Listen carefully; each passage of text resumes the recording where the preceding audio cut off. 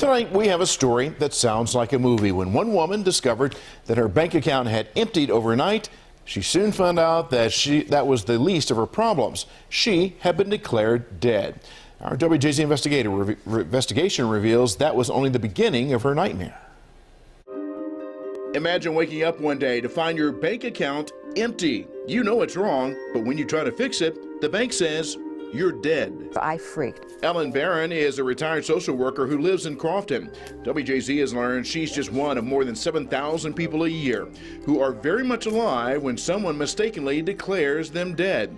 This sets off a chain reaction you're powerless to fix until somebody declares you're alive again. I said, show me where I'm dead. Show me a death certificate. Ellen tells me her panic grows when she calls the fraud line at Bank of America the next morning. We got a letter from the Social Security Administration saying that you were dead.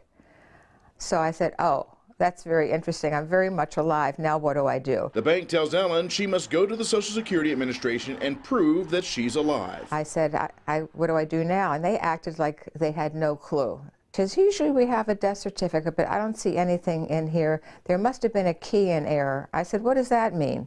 She said, somebody got something wrong. I said, oh, really? For people like Ellen, one giant mistake immediately multiplies, and it happens fast. By this time, her bank account is frozen, her pharmacy plan canceled, Medicare benefits cease, Blue Cross Blue Shield is dropped, and the state asks for her last pension check since it went out after she was declared dead without insurance or health benefits.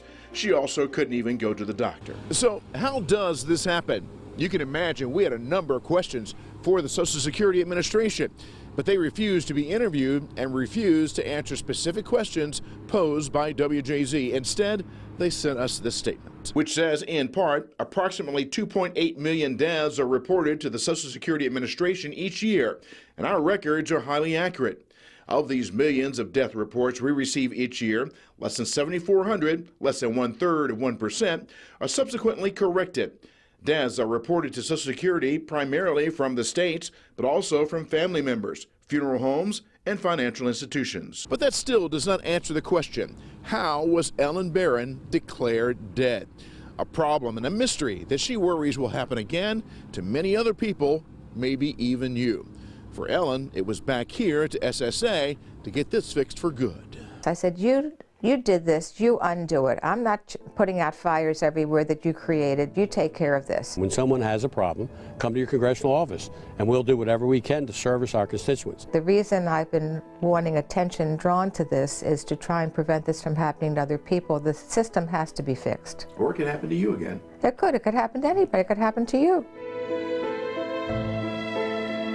Now, if this does happen to you, know that it can be fixed. We have a link to a number of resources to help guide you through it all and all the red tape that we're talking about here. For more information, log on to our website at WJ.